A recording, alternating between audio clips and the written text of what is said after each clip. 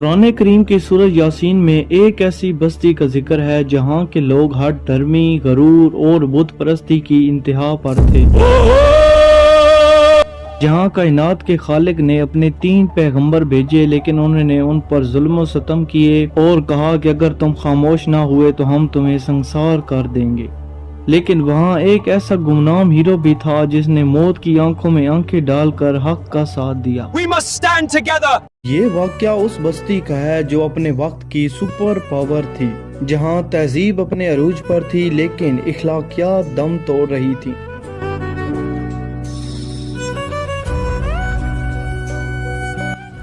ये शहर इंताकिया था जिसे यूनानियों ने बसाया था और रोमियों ने इसे जला बख्शी। यहाँ के लोग बुत परस्त थे, गरूर उनकी घुट्टी में था और दौलत का नशा उनके सर चढ़कर बोल रहा था। कुरान करीम की सूरत यासीन में अल्लाह ताला ने इस बस्ती को अस्हाबुल कुरिया कहकर पुकारा है। लेकिन सवाल ये है कि अल्लाह ताला ने इस बस्ती के लिए 1 नहीं 2 नहीं बल्कि 3 पैगंबरों का इंतखाब क्यों किया? क्या यहाँ का फितना इतना बड़ा था कि इसे कुचलने के लिए आसमानी हदायत की इस कदर ताईद दरकार थी? तारीखी रवायात के मुताबिक ये दौर हजरत ईसा अलैहिस्सलाम के करीब जमाने का है। इस बस्ती का बादशाह इंथिखस एक जालिम और बुत परस्त इंसान था।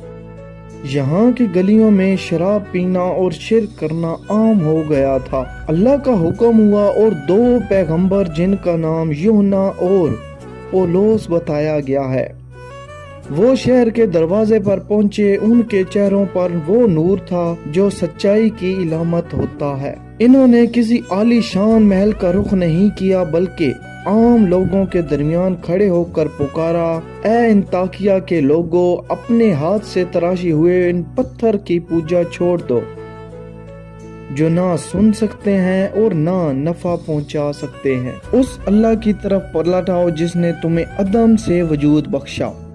शहर में एक शोर सा मच गया। लोग हैरान थे कि ये अजनबी कौन हैं जो हमारे बाप दादा के दीन को चैलेंज कर रहे हैं। मजहबी पेशवा ने अपने मुफादात को खतरे में देखा तो उन्होंने आम आवाम को उकसाना शुरू कर दिया कि देखो ये तुम्हारे देवताओं की तौहीन कर रहे हैं, ये तुम्हें तुम्हारे आबाओ अजदाद से बागी बनाना चाहते हैं। पैगंबरों के पास ना तो सोना था ना चांदी, उनके पास एक दलील थी और एक अल्लाह का पैगाम। लेकिन जब दिलों पर ताले लग जाएं तो दलीलें काम नहीं आती। बस्ती वालों ने दोनों पैगंबरों को कैद कर लिया और उन पर तशद्दुद शुरू कर दिया। फिर अल्लाह के हुक्म से तीसरे पैगंबर बस्ती में दाखिल हुए। उन्होंने बादशाह के दरबार में जाकर कुछ ऐसे मौजज़े दिखाए जैसे अंधों को बिनाई देना और माजूरों को सेहत याब करना। लेकिन बस्ती वालों की आंखों पर दौलत और गरूर का ऐसा नशा था कि उन्होंने पैगंबरों को जादूगर कहकर कत्ल कर देने का मंसूबा बनाया। तब शहर के दूर दराज कोने से एक शख्स दौड़ता हुआ आया।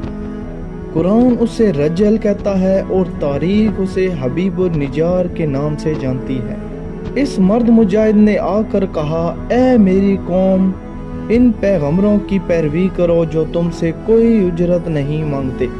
हबीब निजार की हिम्मत देखिए, उसने तन्हा पूरी बस्ती का मुकाबला किया, लेकिन बस्ती वालों ने उस मर्द मुजाहिद को वहीं शहीद कर दिया। खुदा को उसकी अदा इतनी पसंद आई कि यहाँ उसकी रूह निकली और अल्लाह ताला ने हुक्म दिया कि जन्नत में दाखिल हो जाओ।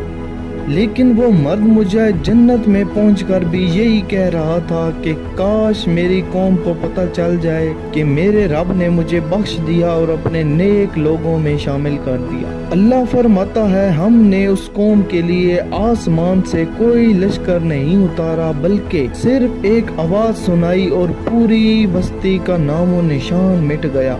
ये वो आवाज थी जिसे आज साइंस साउंड वेव का नाम देती है।